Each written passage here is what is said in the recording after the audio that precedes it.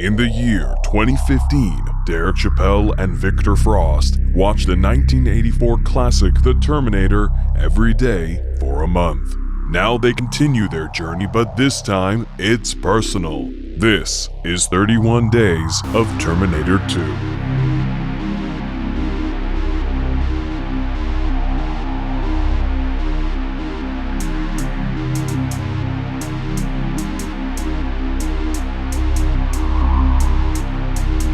Hello, Derek.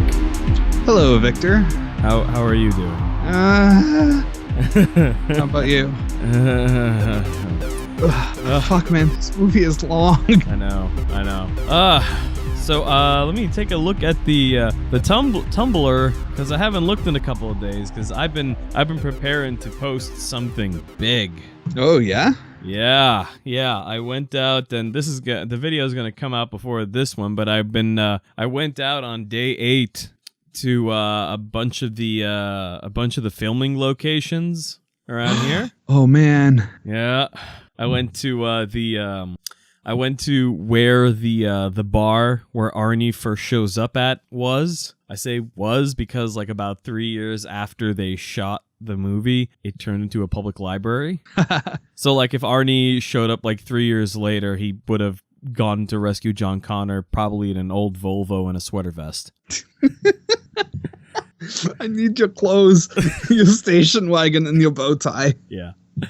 And let's see, I went to the Northridge Mall, which is basically 5 minutes away from my house, which is not where the mall that John Connor escaped from was, but where the parking lot was shot. Oh, interesting. Yeah, the mall is actually in Santa Monica, and I was not going. It's coincidentally, it's the same mall that they used to shoot Fast Times at Ridgemont High. Huh. Yeah, same mall. But the parking lot was at the Northridge Fashion Center, and that was right near my house. And then I went to corner of Plummer and Havenhurst. That's where the T-1000 blew his semi-truck through and landed into LA River. Nice. And then what was that other place? Shoot. Oh, they're right. It's called the Phoenix Home Academy. That was the Pescadino mental asylum. Oh, cool. Yeah, so I got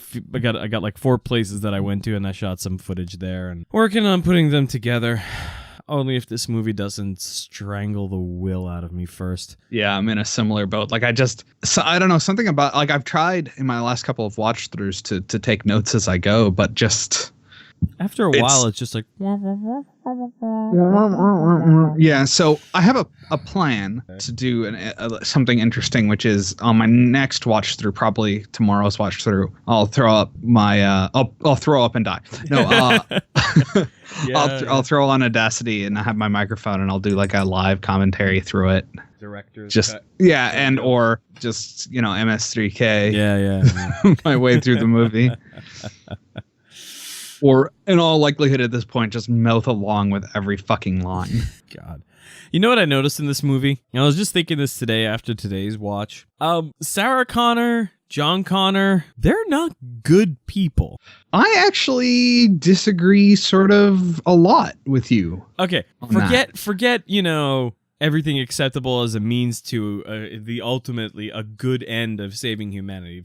Put that aside for a second. Okay. Sarah Connor and John Connor John Connor maybe a little bit had some hesitation, but as things were going on, neither of them had really any hesitation towards really hurting people. Sarah Connor particularly. So I'm actually going to I think John is actually the better example here, because like I can kind of agree with you on Sarah, but at the same time, like, that is a person who is deeply traumatized and seriously effed up. Like, yeah, she is a little over the edge. She's a far cry from the beautifully feathered hair woman in her 20s. Yeah, exactly. Yeah. She's a cop on the edge with nothing to lose now. Yeah. But like, one of the things that is sort of core to John's character in this movie is that he has like this. He's kind of like a shitty kid, he's a shitty kid, but he's a good person. And I think that there's a distinction to be made there. I guess. Like, it's sort of the thing that that defines most of his interactions with the Terminator is like A, you know, ensuring that he doesn't murder people, and B, like immediately trying to get him to understand why. Yeah, that's true. And sort of like he has these moral bright lines that is a little bit well, I guess it's kind of the reason that he's the hero, right? Like Kyle Reese was you know, willing to do anything. He didn't have to, but he, you know, came close to shooting cops and stealing cars and you know, doing all sorts of stuff. Well, whereas, you know, like John, the Terminator blends his way through a lot of cop kneecaps, but which, I mean, like, that's not pleasant. But, you know, like, the very first thing that John does is like, yo, don't fucking murder people. Right. And then goes out of his way to make sure that it's not just something that the Terminator follows on a technicality. Yeah. And that's important. And probably the reason why he ends up being the savior of humanity. Because he is, I mean, he has his initials are JC. Yep. And I mean, if you to get sort of into my world religions courses and shit like that, you find some of those non-canonical books of the Bible, and Jesus was a little bit of a shit when he was about 13, so it works out. Non-canonical books of the Bible? Do you not know about this? No. What do you mean? Well, okay, let's go on a little side adventure to the 3rd century AD. Okay. Because the Bible, the New Testament as we know it, is not all that there was. Oh. So the Bible as we know it today was assembled in the mid 3rd century BC in this big old like meeting of religious leaders to represent sort of the values of Christianity going forward. And one of the biggest parts of that was deciding what in the Bible was canonical or not. That is where we get the canon from. The canon, yeah. So there's a lot of books of the Bible that a lot of them we don't really know about, a lot of them that only survive fragmentarily, a lot of things we only know by reference, and some things that we can only infer that existed and were sort of traded around early Christian groups that were declared non-canonical at this convention. I can't remember the name of it. But and so the Gospels that we have, the 4 Gospels, are not the only Gospels that there were. And so there are bits and pieces of sort of early Christian lore that is like, yeah, when Jesus was 13, he like killed a guy and brought him back to prove he could and stuff like that. What? Yeah. Jesus. Exactly. And sort of like a lot of the stuff that didn't make the final cut of the Bible, so to speak, didn't make it because they focused on Jesus as a human person who came into goodness, as opposed to a person who was also a god, because there was very important for the early Christians was establishing the Trinity as an idea. Anyway, that's like a crazy religious history side. The more thing. You know. Da, da, da. But yeah, so like that is why sort of John is all important and shit. Because he's future Jesus. He's Robo Jesus. Robo Jesus.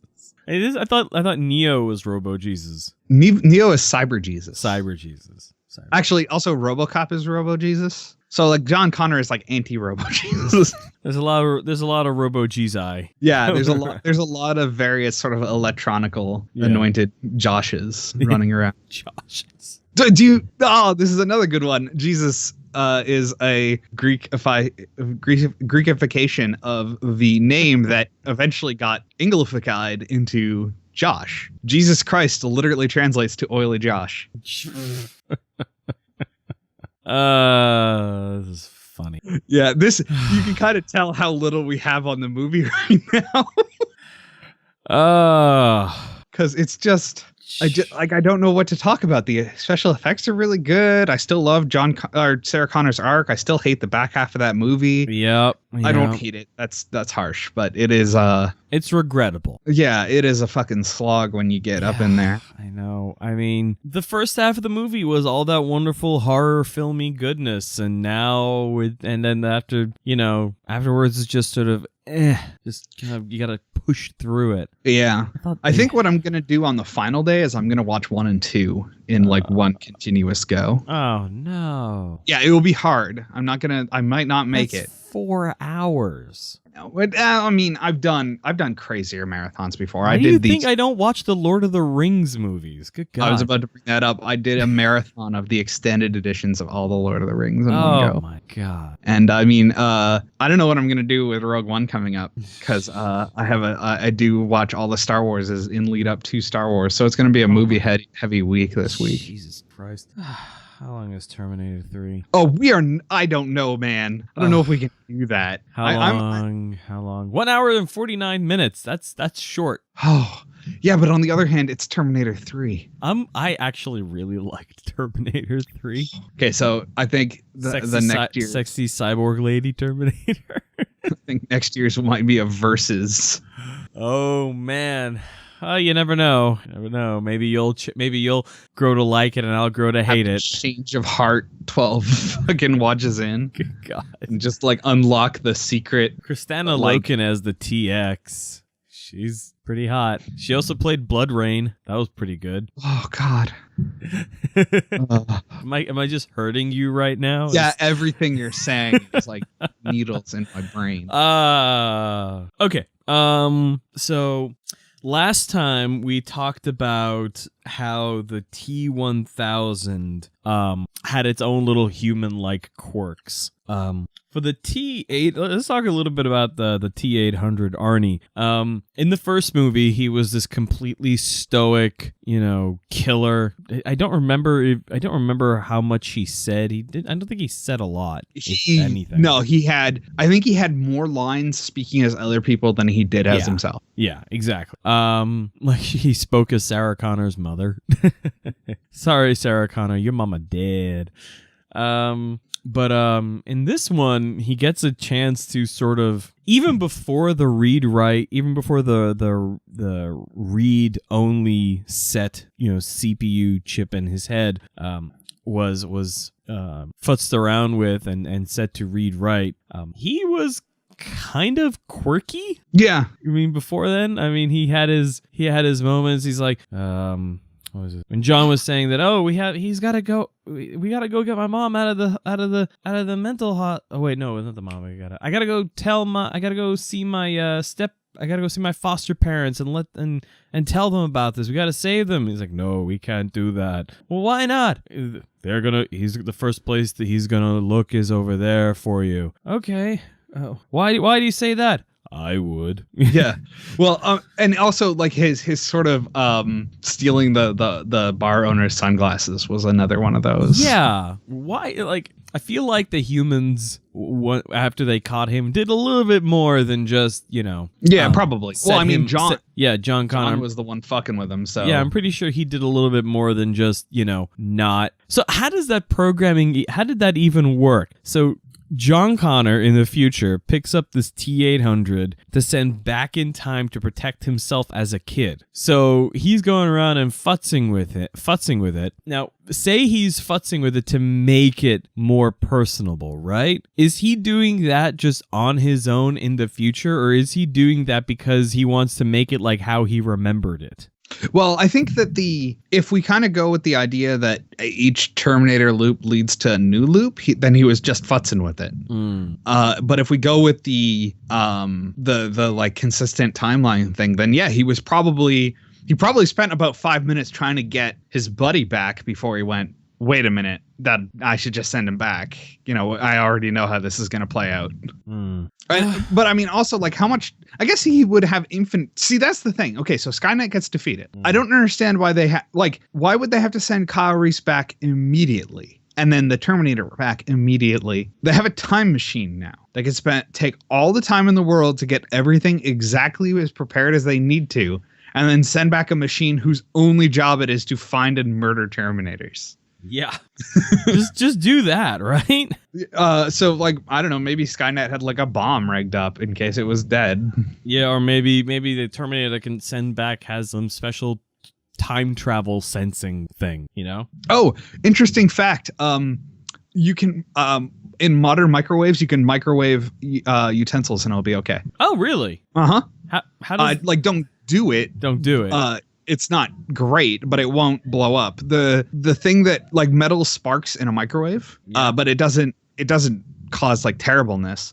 The way that microwaves are dangerous with metal is like when you have metal embedded or touching like ceramic or plastic, because it will burn it. It will cause it to ignite, or in the case of ceramic, explode. Okay. So I conducted my my fork in a chicken experiment. Oh, you didn't? Yeah, I did. Oh God. Did you and film it? Yeah, nothing happened. Oh. It's really boring. The fork was unbelievably hot, but that was it. Let's see here. It didn't travel in time, which was very disappointing to me. All right. Well, I mean, I'm sure we can figure out something to say next time, but I think we're kind of petered out on this. Yeah, like it sounds like you've had a tough week. You said you're getting sick. Yeah, I'm either getting sick or I'm on some horrendous caffeine withdrawal. But you know, I'm in kind of a similar boat. So, okay. Yeah, it's a slow and bad week to watch Terminator a billion times. I didn't think there could be a bad week to watch Terminator a bunch of times, but this has been it. Yeah. Or this movie's just poisoning us. Yeah, maybe it's poisonous. Alrighty then, well, that's that for this week. You guys will hear from us next time on 31 Days of Terminator. If we're still alive on 31 Days of Terminator 2. Good night, Derek. Good night, Victor.